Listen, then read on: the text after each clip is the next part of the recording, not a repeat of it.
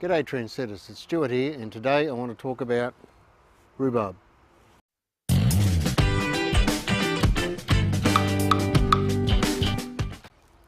Rhubarb, three things I want to say about rhubarb. The first one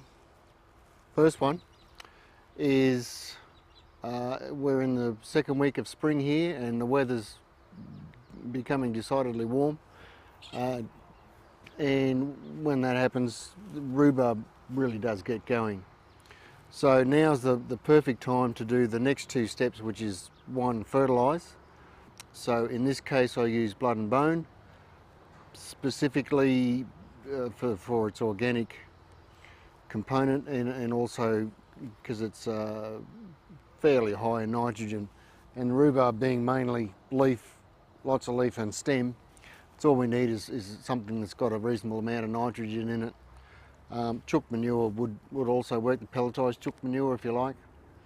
I did add a good bucket of compost in there just to help with the soil, keep maintaining soil moisture levels, and feed the microbes. And thirdly, I mulched, and I mulched quite thickly, mainly because rhubarb up here in Toowoomba, even though they call us a cool temperate climate, we have pretty hot summers. We have between 30 and 40 days above 30 degrees, and that's really pushing it for rhubarb. They like a cool root run, so I've got the mulch between 25 and 50 millimetres thick. Obviously that'll help suppress weeds, but it's mainly to keep the root run of the rhubarb as cool as possible. This poor guy, doesn't matter what I do, if I water it in the morning, it'll still wilt badly throughout the day. Doesn't seem to worry it.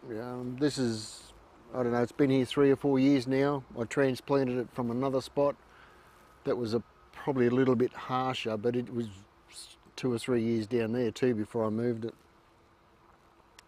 I think that's all I really wanted to say about rhubarb, except for now's the best, spring, get into it, get the mulch into it, get the food into it.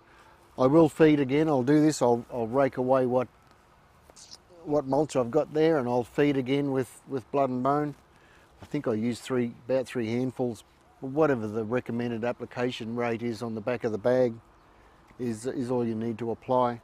But I will do that again maybe mid-spring or a little bit later, and then early summer again. But this is one little plant, and there's more than enough there for the two of us here. Anyhow, that's it for rhubarb. If you're growing your own rhubarb, good luck, wish you the best. It's a fantastic plant to have in the garden.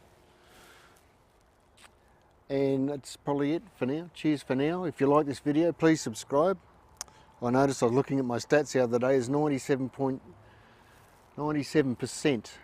of people who come to my site aren't subscribers. So if you do come and you like what you see, please subscribe. I'd greatly appreciate that. Thank you. All right, cheers for now.